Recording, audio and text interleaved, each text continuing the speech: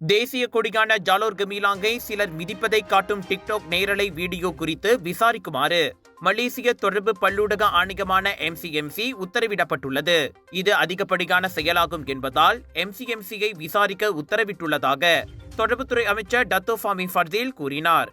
300 பேர் பார்த்த அந்த டிக்டாக் நேரலை இலங்கையில் இருந்து மேற்கொள்ளப்பட்டு 4 மணி நேரங்களுக்கு இணையத்தில் இருந்துள்ளது.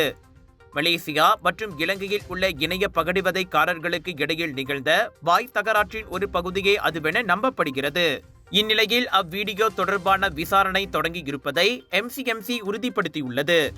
அதன் நேரலையை முடக்கும் நடவடிக்கையில் ஈடுபட்டிருப்பதாக MCMCயின் பாதுகாப்பு கட்டமைப்பின் தலைமை அதிகாரி சுலைமான் சுல்தான் சுஹைபுடீன் கூறினார்.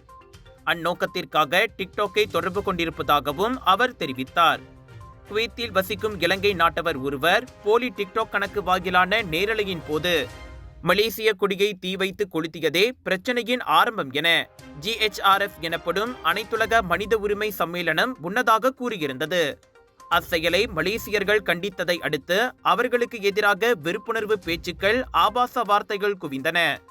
பெண்களை உருவகேலி செய்து முதல் நாளில் இரு நாட்டு டிக்டாக் பயனர்களும் மாறி மாறி தாக்கிக் கொண்டதே அனைத்து பிரச்சனைகளுக்கும் பிள்ளையார் சுழி போட்டுள்ளது. நேரலையில் சண்டை போய்க் கொண்டிருக்க நூற்றுக்கணக்கானோர் டிக்டாக்கிடம் புகார் அளித்தனர். ஆனால் டிக்டாக்கோ விதிமீறல் எதுவும் இல்லை என தெரிவித்துவிட்டது. இது வெறும் சமூக ஊடக நாடகம் அல்ல, மாறாக மனித உரிமை மற்றும் தேசிய பாதுகாப்பை உட்படுத்தியதென GHRF கூறியது.